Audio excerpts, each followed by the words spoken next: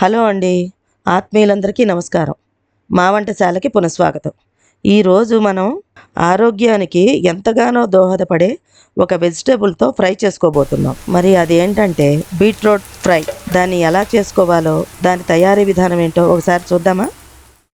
మొదటిగా ఒక అరకిలో బీట్రూట్, 2 పెద్ద ఉల్లిపాయలు కట్ చేసి పెట్టుకున్నానండి.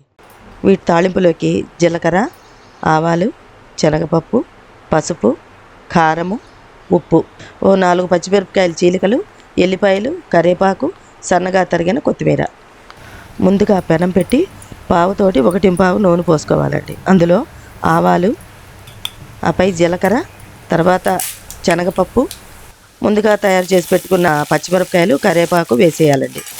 ఇవి కాసేపు వేగాక ఇంతకుముందు కట్ చేసి పెట్టుకున్న ఉల్లిపాయలు కూడా వేసేయాలి ఇందులో.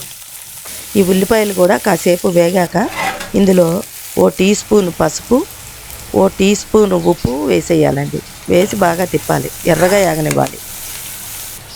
ఈ ఉల్లిపాయలు ఎర్రగా వేగాక ఇందులోనే బీట్రూట్ ముక్కలు కూడా వేసి వీటిని కూడా కాసేపు వేయించి దీంట్లోకి కారం వేస్తాం కదా, అందుకని ఎల్లిపాయలు కచ్చా పచ్చా దంచుకొని అందులోనే కారం వేసి కలిపేసి మొత్తం కూరలో జల్లేయాలండి.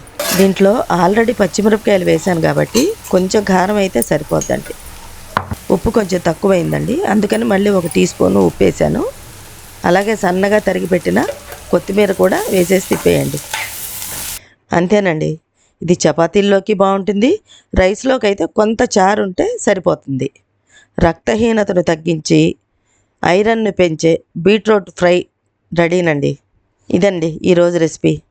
మరో రోజు మరో మంచి వీడియోతో మీ ముందుంటాను. సెలవా మరి.